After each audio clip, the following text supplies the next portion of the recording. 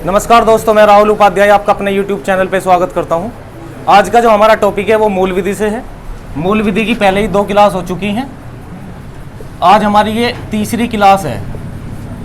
इन 2 क्लासों में मैंने आपको बेसिक धाराएं पढ़ाई हैं, ठीक है, और आपको जो है IPC के बारे में बताया थोड़ा सा। अब मैंने आपको जो है इसके बारे में बेसिक बता चुका आपको मैं। आज से जो है हमारी स्टार्टिंग होगी चैप्टर वाइज, है ना। मैंने आपको टोटल IPC कितनी बताई है, कितनी धारा बताई है। IPC में, इंडियन पेनल कोड में, भारतीय दंड संहिता बोलते हैं इसको। इसमें धारा जो है वो टोटल 511 है। इसमें जो चैप्टर हैं यानी कि अध्याय वो कितने हैं, अध्याय हैं 23, और यही हमारे लिए मेन है, ठीक है। अब जिस तरीके से भाग पढ़ते हैं हम संविधान के, इसी तरीके से अब ये चैप्टर चलेंगे, और चैप्टर में कौन से धारा से लेकर कौन सी धारा तक है उसके बारे में आज हम डिस्कस करेंगे, ठीक है। आज की स्टार्टिंग जो है ना, ये 2 क्लास तो बेसिक थी, आज स्टार्टिंग है धाराओं से। और ये धारा आपको याद करनी है जैसे संविधान के आर्टिकल आपने याद करे हैं और करते हो, ठीक है। तो हेडिंग डाल लेंगे मूल विधि।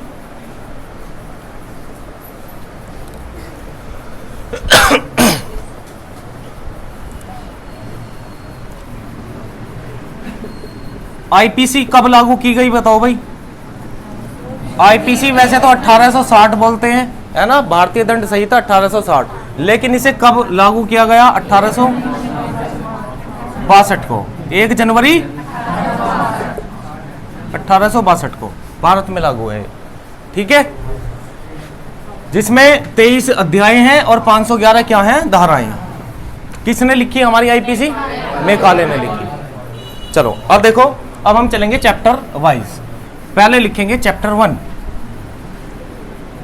चैप्टर 1, और इसमें जो सेक्शन है मतलब धारा है वो धारा 1 से लेकर 4, 1 से 4 तक इसमें है। सॉरी 1 से 5, हाँ, क्योंकि हम तो 4 तक पढ़ेंगे ना, इसलिए मेरा ध्यान रहा। सेक्शन 1 से लेकर 5 तक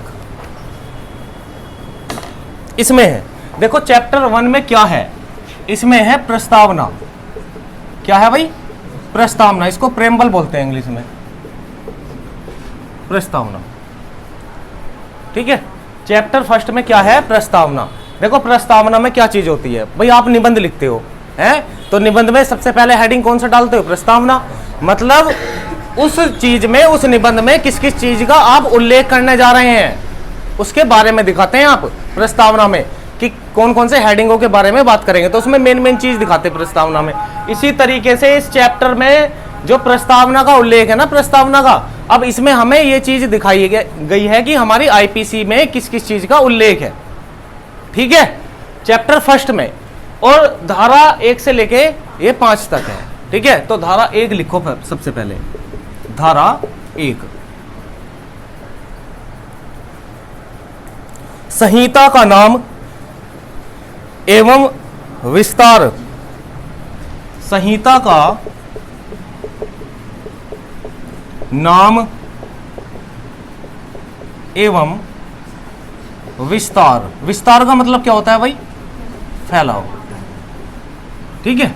देखो इसका मेन उद्देश्य क्या है। उद्देश्य की अगर मैं बात करूं इसकी, चैप्टर 1 की, अपराध को रोकना, अपराध को रोकना, ठीक है, ये है इसका उद्देश्य। और जो धारा हमारी 1 कहती है वो संहिता का नाम एवं विस्तार, यानी कि यहां पर अगर मैं बात करूं, ये नोट करो जल्दी से। अब देखो अगर मैं यहां की बात करूं, संहिता का नाम एवं विस्तार, विस्तार मतलब फैलाव कहां कहां होगा। देखो पहले तो ये था, पहले था तो भारत में ही, भारत में था, लेकिन जम्मू कश्मीर को छोड़ के था, जम्मू कश्मीर को छोड़कर।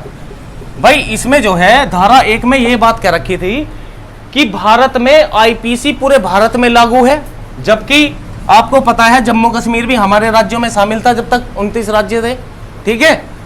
और यहां पर जो है अब क्या कर दिया इन्होंने, अब इसे जो है IPC को जम्मू कश्मीर के साथ पूरे भारत में लागू कर दिया, पूरे भारत में लागू कर दिया विद जम्मू कश्मीर, है ना, जम्मू कश्मीर के साथ। मतलब कब से? 31 अक्टूबर 2019 से, ठीक है, ये भी ध्यान रखना, 31 अक्टूबर 2019 से, 31 अक्टूबर 2019 से। नोट करो जल्दी से। आईपीसी में लिखेंगे संहिता का नाम एवं विस्तार, अर्थात आईपीसी संपूर्ण भारत में लागू है 31 अक्टूबर 2019 से।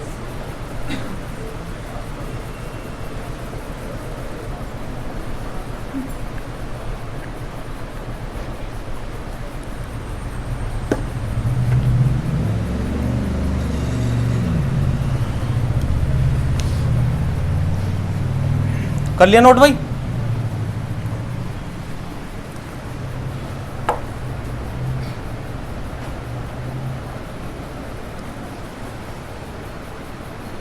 कर लिया नोट?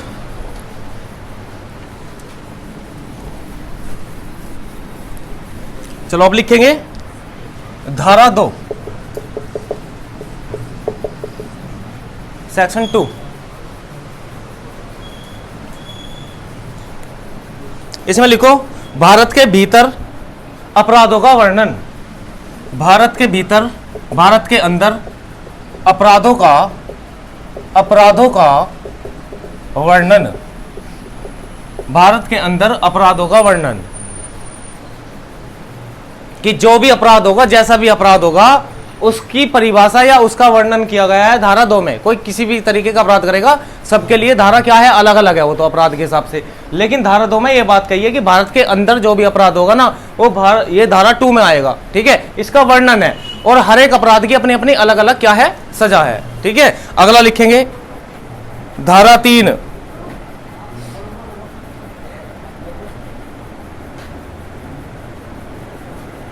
धारा 3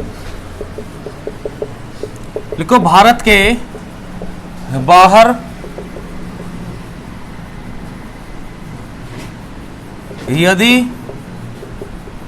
कोई अपराध हुआ है तो उसे भारतीय दंड संहिता, तो उस पर, ऐसे लिखेंगे, उस पर भारतीय दंड संहिता के तहत कार्यवाही की जाएगी, भारतीय दंड संहिता के तहत कार्यवाही की जाएगी।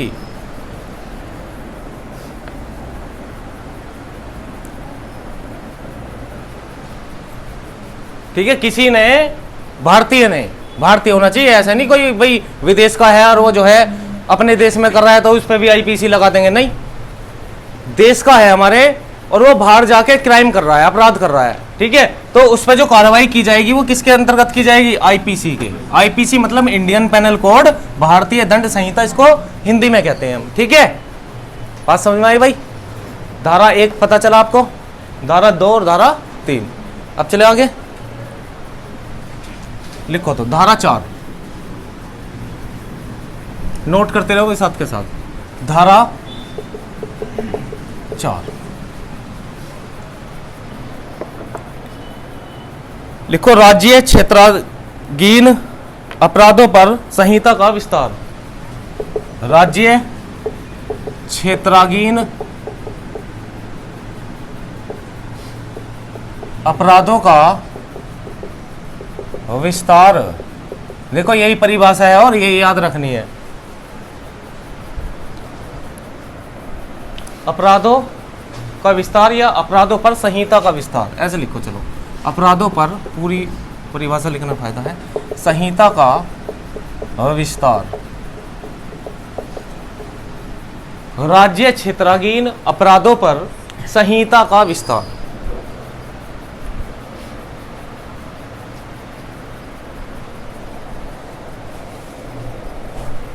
कर लिए नोट? देखो इसका मतलब समझेंगे, लिखो, इसमें मैं कुछ पॉइंट्स लिखवाता हूं अभी आपको।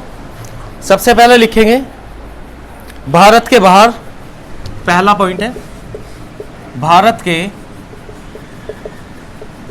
बाहर, भारत के बाहर। दूसरा लिखेंगे भारतीय विमान पोत, भारतीय विमान पोत पर। तीसरा लिखो साइबर क्राइम, साइबर क्राइम। ये 3 पॉइंट है जो मेन है इसमें।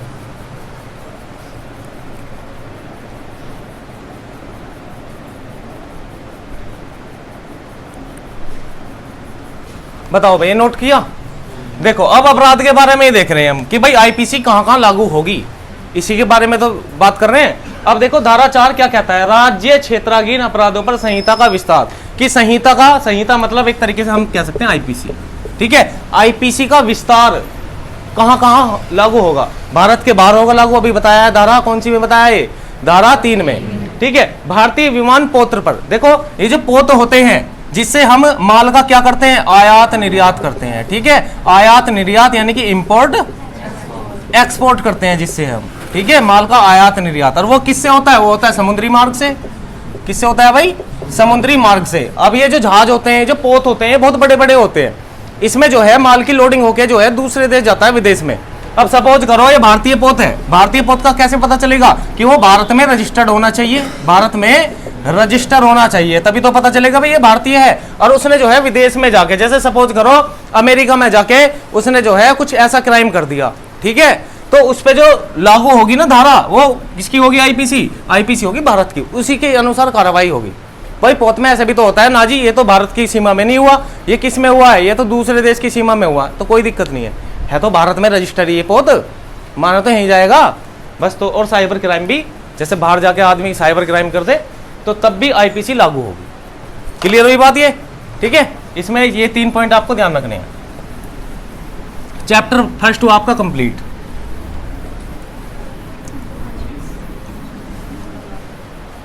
नेक्स्ट लिखो चैप्टर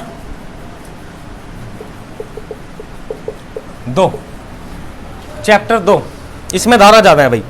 धारा 6 से लेके 52 क्या तक, धारा 6 से लेकर 52 क्या तक, या ए बोल सकते हैं हम, ठीक है।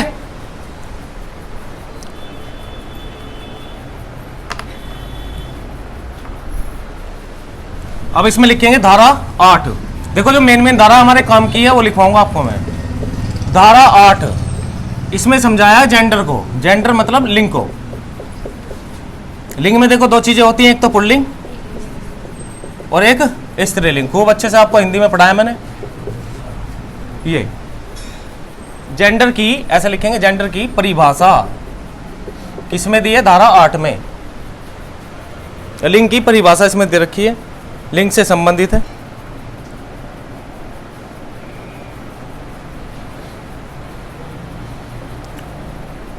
ध्यान रखना, जहां भी ये मानव अपराध की बात करते हैं, जहां भी ये मानव अपराध की बात करेंगे वहां स्त्री भी हो सकती है और क्या हो सकता है, पुरुष भी हो सकता है। ऐसा नहीं कि स्त्री के लिए स्त्री करेंगे, ठीक है। एक यहाँ मेन सा नाम देते हैं अपराधी। क्या नाम देते हैं भाई? अपराधी, ठीक है। स्त्री के लिए ऐसे नहीं कि भाई स्त्री ने ये अपराध कर दिया। अब इसमें धारा 8 में यही तो बताया है कि लिंग की परिभाषा पुल्लिंग और स्त्रीलिंग दोनों होते हैं, लेकिन जहां मानवीय अपराधी का प्रयोग होगा वहां उसकी जो है वो ही माना जाएगा, ठीक है, चाहे वो स्त्री है या पुल्लिंग है, मतलब स्त्रीलिंग है या पुल्लिंग है, ठीक है। अब नेक्स्ट लिखो धारा 10। नोट कर लिया भाई?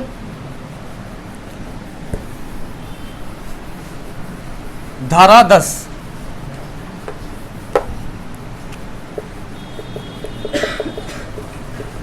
धारा 10 में लिखो पुरुष स्त्री। देखो ये भी इसी से संबंधित है, पुरुष स्त्री।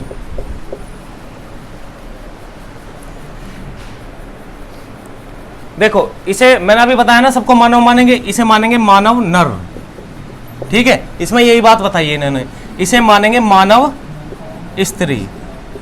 मानव जरूर लगेगा इनमें, मानव नर या मानव नारी, मानव नर या मानव स्त्री, ठीक है। दोनों में ये चीज जरूर लगेगी, ध्यान रखना।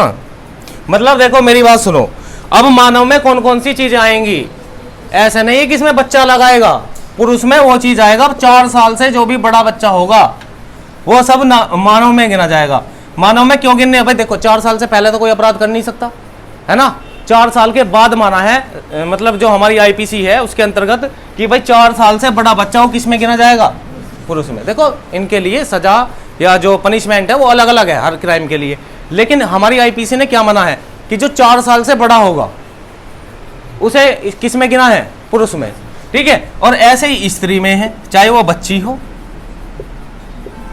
ठीक है, वो किस में गिनी जाएगी, इसमें गिनी जाएगी।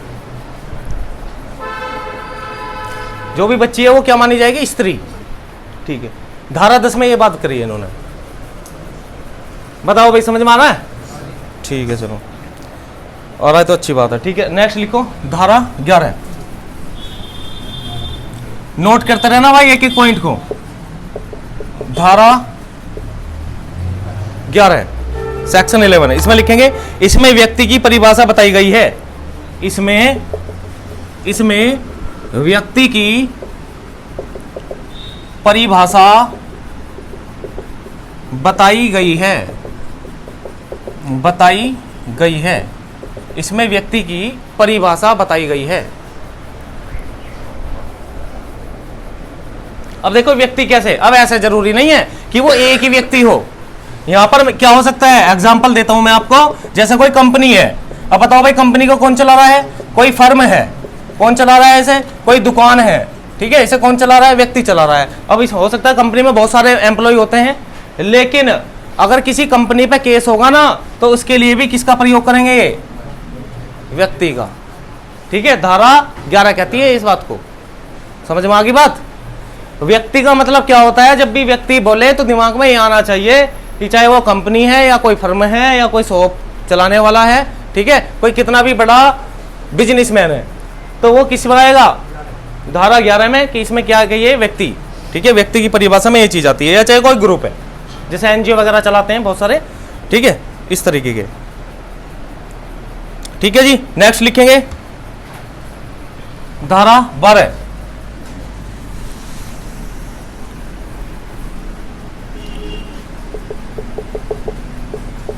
लिखेंगे लोक की परिभाषा, लोक की परिभाषा। जो पहले पॉइंट लिखवा रहा हूं ना, ये आपको इसी तरीके से याद करने हैं, जो भी इसकी लैंग्वेज है वो, और समझना अपनी लैंग्वेज में है। देखो लोक का मतलब क्या होता है बताओ, पब्लिक, लोक का मतलब क्या होता है, पब्लिक, तो पब्लिक की परिभाषा दी है इसमें, धारा 12 में पब्लिक की क्या दी है, परिभाषा। देखो पब्लिक की परिभाषा कैसे, जैसे वर्ग हो गया, वर्ग, कोई समुदाय हो गया, ठीक है, कोई समुदाय, जैसे भाई अगर ये आ जाए जैसे कि हिंदू धर्म के लोगों ने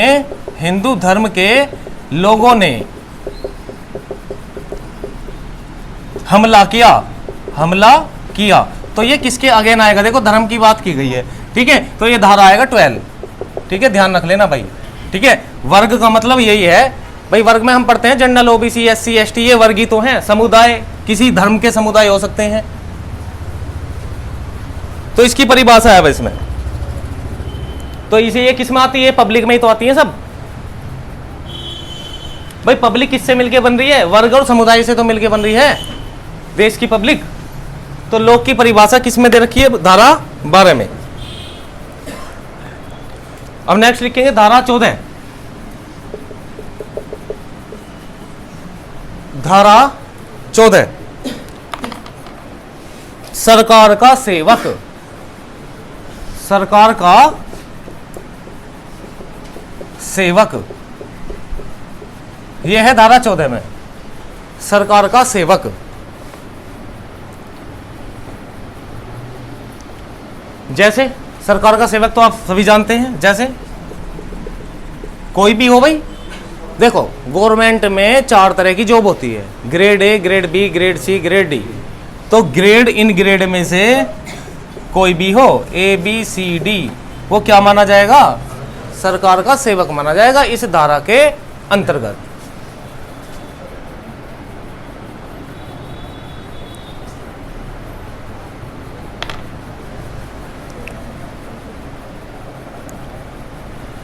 धारा 18,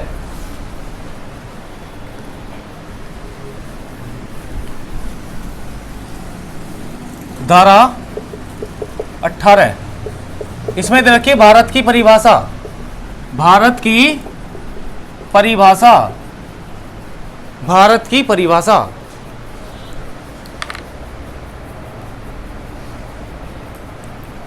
देखो भाई सुनो ध्यान से, ये भारत की परिभाषा में पहले आपको पता है कि इसमें कौन नहीं था, जम्मू कश्मीर शामिल नहीं था, ठीक है, जम्मू कश्मीर शामिल नहीं था। अब ये 31 अक्टूबर 2019 से अब ये संपूर्ण भारत में, संपूर्ण भारत को ही भारत की परिभाषा दी है। अब इसमें संपूर्ण भारत है, ठीक है। भारत में कौन कौन शामिल है, शामिल तो ये भी था, लेकिन इसमें हमारी आईपीसी लागू नहीं थी। 31 अक्टूबर 2019 से संपूर्ण भारत में, ठीक है। तो ये धारा 18 क्या कहता है कि भारत की परिभाषा बताइए कि इसका विस्तार कहां से कहां तक है। तो भारत का जो विस्तार है अब जो है संपूर्ण भारत में 31 अक्टूबर 2019 से, ठीक है। अच्छा, धारा 17 नहीं लिखी आपने, एक धारा 17 और लिखो भाई इससे पहले की, सरकार की परिभाषा है उसमें। धारा 17 में, धारा 17 में सरकार की परिभाषा है, सरकार की परिभाषा। अब देखो ध्यान से भाई, सरकार में क्या चीज बताई है इन्होंने, सरकार में बस दो ही सरकार का वर्णन है, एक तो सेंट्रल गवर्नमेंट का और एक स्टेट का, ठीक है। एक तो केंद्र सरकार का और दूसरा किसका भाई, राज्य सरकार का। जैसे भाई मैंने आपको संविधान में स्थानीय लोकल गवर्नमेंट पढ़ाई थी, स्थानीय सरकार, वो नहीं है, ठीक है। सरकार की परिभाषा में केवल दो सरकारें दे रखी हैं, एक तो केंद्र सरकार और दूसरी राज्य सरकार।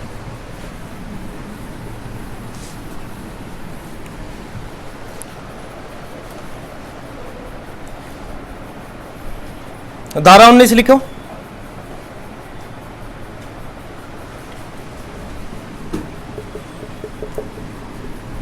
इसमें दे रखा है न्यायाधीश कौन होगा, न्यायाधीश कौन होगा।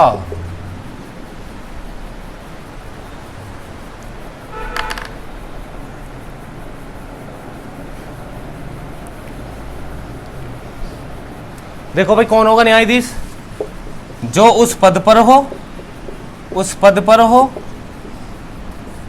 और जिसका अंतिम निर्णय क्या हो, सर्वमान्य हो, निर्णय मान्य हो, मान्य और अपीलीय हो, अपीलीय हो। अगर गलत निर्णय दिया है तो अपील कर सके आदमी, अपीलीय हो।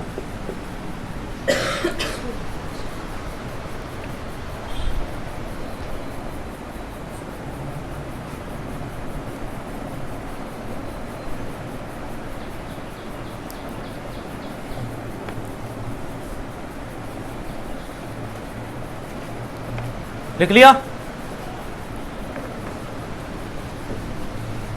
अब लिखो धारा 21,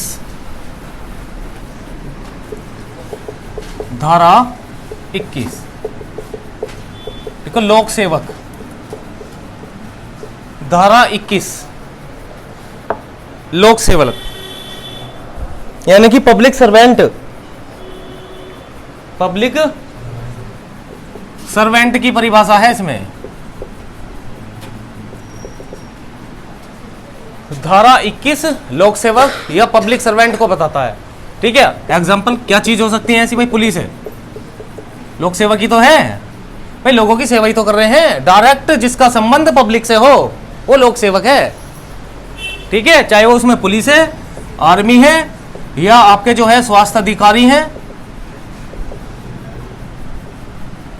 एयरफोर्स है, कोई भी है,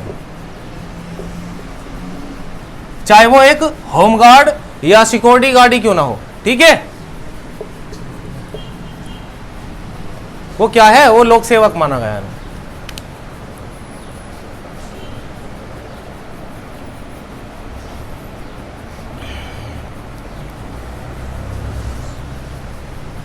लिखेंगे धारा 22,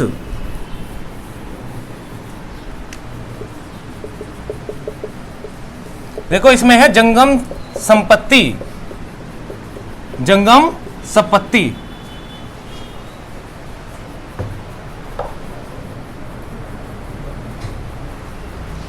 जंगम संपत्ति का मतलब सुन लो, मूवेबल प्रॉपर्टी,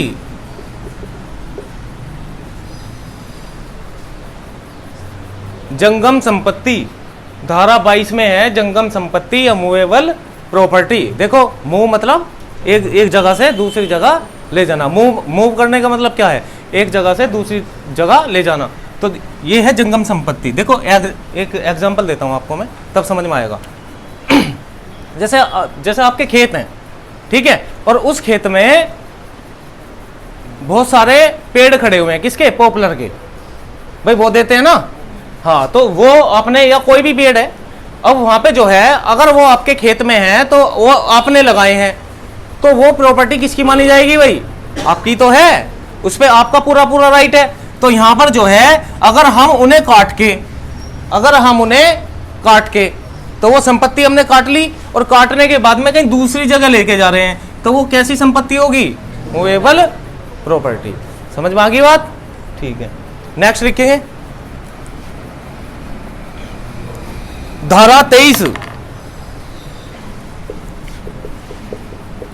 धारा 23 23 दिख रहा है भाई? पीछे नहीं दिख रहा?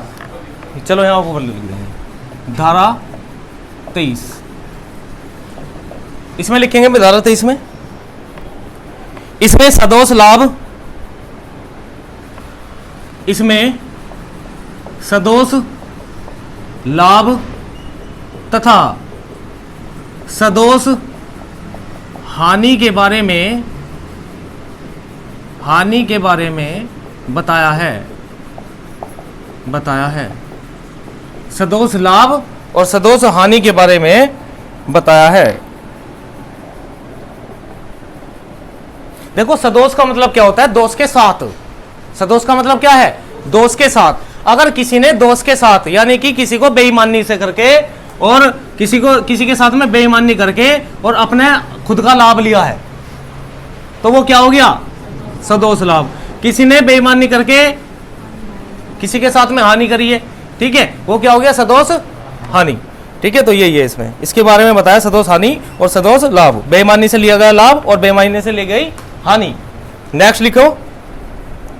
अभी देखो, अभी जो भी अपराध वगैरह होगा ना, आईपीसी की जो धारा है, अभी तुम ये सोच रहे हो, अभी इनके बारे में बता रखा है। जब आगे मतलब चैप्टर चलेंगे, लगभग इसमें भी है, ये जो चैप्टर 2 है, और चैप्टर 2 के बाद में फिर चैप्टर 3, चैप्टर 4, इनमें जो है सब में जितने भी ये सेक्शन दे रखे हैं, उसमें सारे के सारे जो है अपराध दिए गए हैं। ठीक है, अभी इनके बारे में ये चीजें बताई हैं कि किसमें किसकी परिभाषा है। ठीक है, अभी चलते रहो आगे। धारा 23 में लिख लिया। नेक्स्ट लिखो धारा 24, नहीं धारा 25 लिखो आप। धारा 25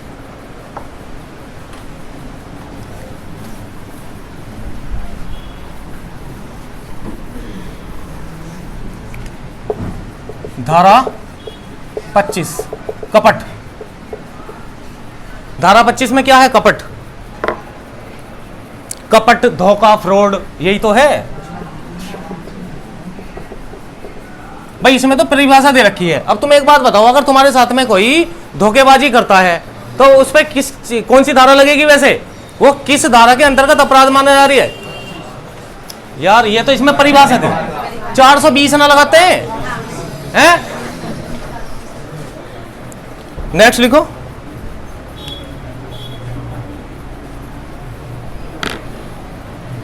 ठीक है, अगर किसी व्यक्ति को किसी के साथ में कपट करना है तो पहले से दिमाग में होता है, ऐसा है ना, कि फ्रॉड करना है भाई। नेक्स्ट लिखेंगे। हाँ जी, अब समझने वाली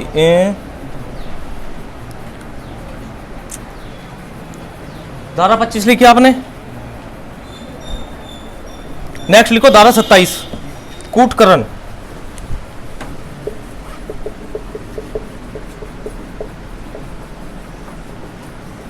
कूटकरण धारा 27 में है कूटकरण। डुप्लीकेसी, यानी कि डुप्लीकेट की कोई चीज तैयार करना।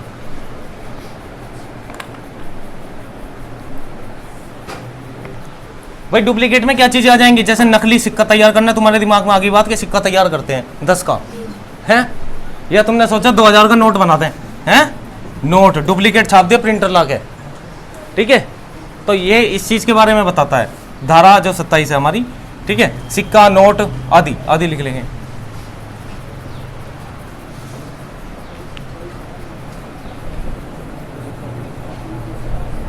दस्तावेज भी हो सकते हैं कुछ, जैसे प्रॉपर्टी के कागज होते हैं। ठीक है, वे सब इसमें आएंगे भाई।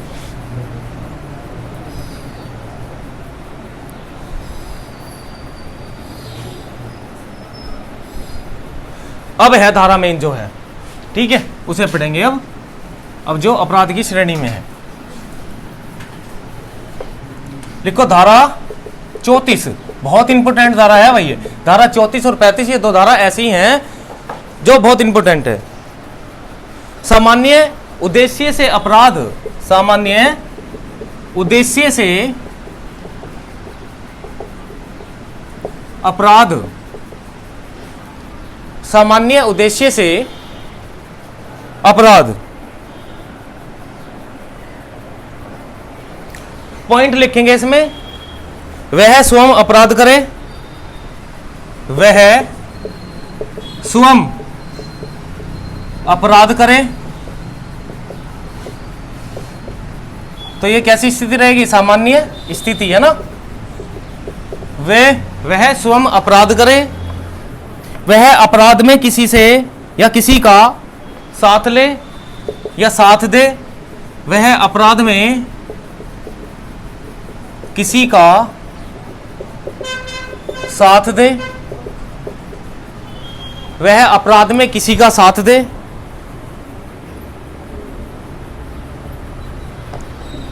वह आपराधिक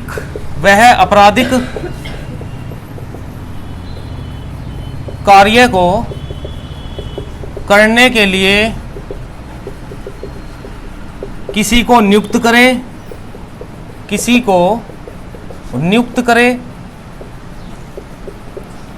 आपराधिक कार्य करने के लिए किसी को नियुक्त करे।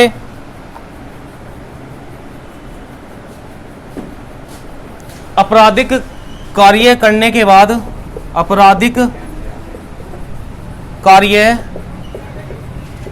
करने के बाद, आपराधिक कार्य करने के बाद या पश्चात अपराधी का सहयोग करे, अपराधी का सहयोग करे, सहयोग करे। आपराधिक कार्य करने के बाद अपराधी का सहयोग करे। देखो, जब कोई अपराध का कोई कार्य कर रहा है और उसका तुम सहयोग कर रहे हो तो वो क्या कहलाता है? दुष्प्रेरण कहलाता है। इस बात का आपको ध्यान रखना है। क्या कहलाता है वो? दुष्प्रेरण। ध्यान रखना भाई, ये आगे आएंगे और धाराएं।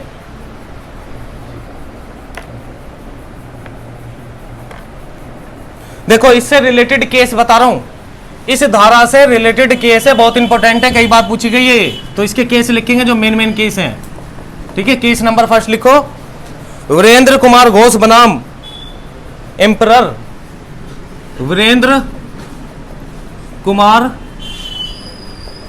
घोष बनाम एम्परर। और यह है 1925 में केस आया था, ये न्यायालय में 1925 में। और इसे ध्यान रखना, इसे पोस्ट मास्टर केस भी, पोस्ट मास्टर केस भी कहा जाता है। इसे पोस्ट मास्टर केस भी कहा जाता है।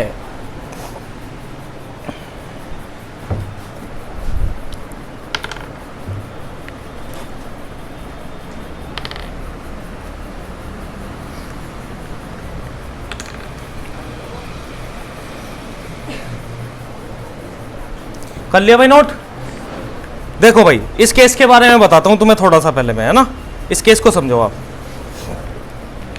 ये धारा देखो, ये धारा क्या बताती है? ये धारा ये कहती है कि भाई सामान्य उद्देश्य से किया गया अपराध। ध्यान से सुनो, अगर वह अपराध करता है, ठीक है, अपराध करता है तो वो तो सामान्य स्थिति में उस पर तो धारा लगेगी, जो सी लगेगी, जो भी वो अपराध करेगा। वह अपराध में किसी का साथ दे। मान लिया, सपोज करो किसी का साथ ले रहा है वो, है ना। तुमसे कह दिया उसने, भाई चलो उसे मारने चल रहे हैं। बेशक तुम चाहे बाहर खड़े हो, लेकिन तुम भी पूर्ण रूप से उतने ही अपराधी हो गए धारा 34 के अंतर्गत जितना अपराधी वो है। चाहे उसने उसे उसका मर्डर करा हो या हाफ मर्डर करा हो, ठीक है, वो उतना ही क्या होगा? अपराधी होगा। चाहे वो क्या हो, बाहर खड़ा हो जाए। लेकिन उसका उद्देश्य क्या है भाई? कह के तो ये दोनों दिमाग में तो यही बात लेके गए कि उसे मारेंगे। दूसरी बात, वह अपराध में किसी का साथ दे, ठीक बात है। वह आपराधिक कार्यों को करने के लिए किसी को नियुक्त करे। जैसे भाई नियुक्त नहीं कर देते किसी को, जैसे हाँ शूटर वगैरह को दे देते हैं भाई, सुपारी जो देते हैं, है ना। तो हाँ वो चीज हो। आपराधिक कार्य करने के बाद भी अपराधी का सहयोग करे तो वो क्या कहलाएगा? दुष्प्रेरण। उसमें भी आप दोषी होंगे, उसमें भी आप दोषी होंगे। बात को समझे जरा। देखो ये वीरेंद्र कुमार घोष बनाम एम्परर केस है, 1955 में आया था न्यायालय में। जब ये न्यायालय में आया तो यहाँ पे देखो ये वीरेंद्र कुमार एक व्यक्ति है, वीरेंद्र कुमार एक व्यक्ति है, ये अपने दोस्त के साथ में जाकर ये दोस्त से कहता है कि भाई ऐसा है, मेरी पोस्ट मास्टर से बहस हो गई है, मतलब मुझे उसने गुस्सा दिला दिया और मुझे उसे मारना है। ये कह लगा चलो ठीक है, चल रहे हैं। वो और उसका दोस्त ये दोनों चले गए और इसका जो दोस्त है वो तो खड़ा रहा बाहर कि तू जा, मैं देखता हूँ, तू अंदर चला जा। तो वीरेंद्र कुमार कहाँ गया? अंदर चला गया और उसने हाथापाई ज्यादा होगी तो पोस्ट मास्टर को क्या कर दी? गोली मार दी। ठीक है, अब ये गया न्यायालय में केस, इसे और इसके दोस्त को बुलाया गया कि हाँ जी बताओ। तो इसके दोस्त ने कहा जी मैं तो बाहर खड़ा हूं, मुझे क्या पता, ये तो अंदर गया और इसने जो है जाके गोली मार दी इसके, बताओ इसमें मैं क्या करूं जी, ये तो मुझे लेके गया था कि चलो थोड़ी दूर को चल रहे हैं, कुछ खा पी के आएंगे, बताओ। ठीक है, अब ऐसी सिचुएशन में न्यायालय ने ये चीज कही है कि अगर आप किसी के साथ में जा रहे हैं और आपका उद्देश्य है, ये तो भाई साक्ष्य से पता चल जाएगा कि उद्देश्य था इसका या नहीं था। ठीक है, तो उसके उस दौरान क्या होगा कि उसको भी इसी तरीके का दोषी माना जाएगा जो उसने अपराध किया है। ये धारा 34 कहती है। ठीक है, धारा 34 यही कहती है कि भाई अगर आप किसी अपराधी का साथ दे रहे हैं, चाहे बेशक आपने अपराध नहीं किया, लेकिन आप भी दोषी माने जाएंगे, जो भी उसने अपराध किया है उसी धारा के अधीन। ठीक है, बात समझ में आया? ये वाला केस वीरेंद्र कुमार घोष बनाम केस, ये 1925 में आया था, ये भी पूछा जाता है कब आया था। ठीक है, और ये किससे संबंधित था? तो किससे संबंधित था? धारा 34 से। ठीक है, ध्यान रहेगा। नेक्स्ट लिखेंगे और लिखो, केस लिखो भाई, ये केस बहुत पूछे गए हैं। नेक्स्ट लिखेंगे महबूब शाह बनाम एम्परर। महबूब शाह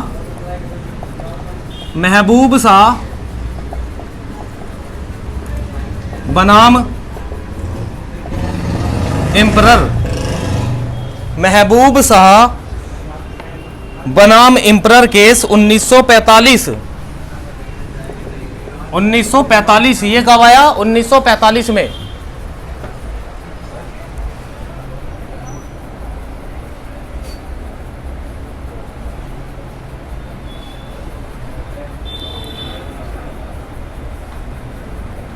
देखो इसमें क्या था भाई, ये जो केस था ना, ये था पानी के विवाद को लेकर, पानी के विवाद को लेकर। ये देखो न्यायालय में आया, ये न्यायालय में आया कि सिंधु नदी के किनारे खेत थे किसी के, ठीक है, महबूब शाह के। अब ये जो महबूब शाह था, अब इन्होंने क्या काम करा कि इसका जो विवाद हो गया किसको लेकर? पानी को लेकर। ठीक है, खेतों में पानी को लेकर। अब जो महबूब शाह का भतीजा था, एक भतीजा था इसके साथ में, ठीक है, अब जिससे विवाद हुआ तो ये और ये, ठीक है, जिससे विवाद हुआ, और भतीजे ने क्या काम करा? इसको गोली मार दी। भाई चाचा तो वहीं खड़ा है, चाचा वहीं खड़ा है, भतीजे ने गोली मार दी। अब इसे ले गए, ले जाने के बाद में अब ये केस गया वहां पर, तो इसने कहा महबूब शाह ने जी मैं तो खड़ा था, इसने बालक ने गोली मार दी वहां पे। गोली मार दी तो थे तो तुम भी वहां पर, हाँ भाई थे तो तुम भी, और वहां पर तुम थे तो तुम भी जो है दोषी माने जाओगे। किसके अंतर्गत? धारा 34 के अंतर्गत। यह माना इन्होंने। ठीक है, तो ये केस इसी धारा से रिलेटेड थे कि जिसमें दोषी ये कह देता है कि जी मैंने नहीं करा कुछ भी, दोषी तो ये है, इसने मारा, मैं तो आराम से वहां खड़ा था जी, मुझे पता नहीं।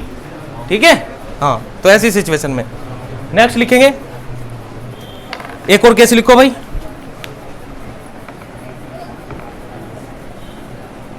ऋषिदेव पांडे बनाम केस।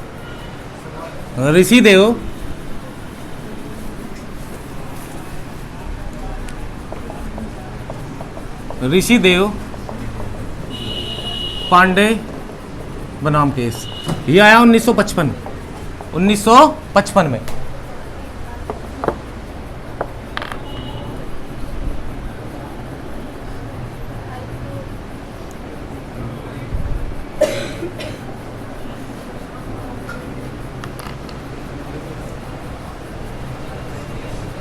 ये कब आया? 1955 में। देखो इसमें ये बात कही है कि जो सामान्य उद्देश्य है ना, सामान्य उद्देश्य